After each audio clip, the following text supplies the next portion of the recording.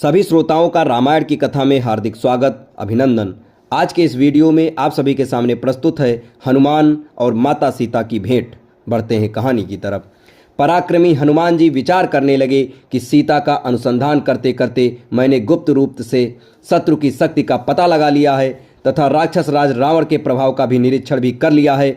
जिन सीता जी को हजारों लाखों वानर समस्त दिशाओं में ढूंढ रहे हैं, आज उन्हें मैंने पा लिया है। ये शोक के कारण व्याकुल हो रही हैं, अतः इन्हें सांत्वना देना ही उचित है, परंतु राक्षसियों की उपस्थिति में इनसे बात करना मेरे लिए ठीक नहीं होगा। अब मेरे समक्ष समस्या ये है कि मैं अपने इस कार्य को कैसे संपन्न करूं। यदि रात्रि के व्यतीत होते होते मैंने सीता जी को सांत्वना नहीं दिया तो निसंदेह ये सर्वथा अपने जीवन का परित्याग कर देंगी। यदि किसी कारणवश मैं सीता से ना मिल सका तो मेरा सारा प्रयत्न निष्फल हो जाएगा।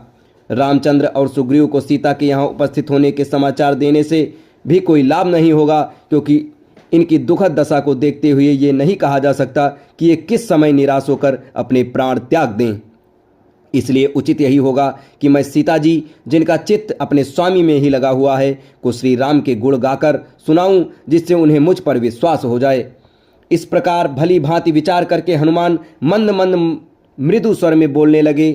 इक्ष्वाकुओं के कुल में परम प्रतापी, तेजस्वी, यशस्वी एवं धन धान्य समृद्ध विशाल पृथ्वी के स्वामी चक्रवर्ती महाराज दशरथ हुए हैं। उनके ज्येष्ठ पुत्र उनसे भी अधिक तेजस्वी, परम पराक्रमी, धर्मपरायण, सर्वगुण संपन्न, अतिव दयानिधि श्री रामचंद्र जी अपने पिता द्वारा की गई प्रतिज्ञा का पालन करने के लिए अपने छोटे भाई लक्ष्मण के साथ, जो उतने ही वीर, पराक्रमी और भ्रातृभक्त हैं, 14 वर्ष की वनवास की अवधि की समाप्त करने के लिए अनेक वनों में भ्रमण करते हुए चित्रकूट में आकर निवास करने लगे।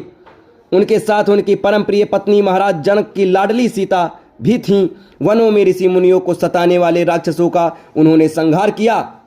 लक्ष्मण ने जब दुराचारिणी शूर्पणखा के नाक कान काट लिए तो उसका प्रतिशोध लेने के लिए उसके भाई खरदूषण उनसे युद्ध करने के लिए आए, जिनको रामचंद्र जी ने मार गिराया और उस जनस्थान को राक्षस विहीन कर दिया।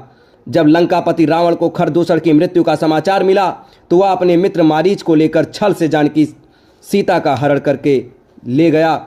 मायावी मारीच ने एक स्वर्ण मृग का रूप धारण किया, जिसे देखकर जानकी भी जी मुग्ध हो गईं। उन्होंने राघवेंद्र को प्रेरित करके उस माया मृग को पकड़कर या मार कर लाने के लिए भेजा। दुष्ट मारीच ने मरते मरते राम के स्वर में हा सीते, हा लक्ष्मण कहा। जानकी जी भ्रम में पड़ गईं और लक्ष्मण को राम की सुधि लेने के लिए भेजा। लक्ष्मण के जाते ही रावण ने छल से सीता का अपहरण कर लिया। लौटकर राम ने जब सीता को न पाया तो वे वन वन में घूमकर सीता की खोज करने लगे।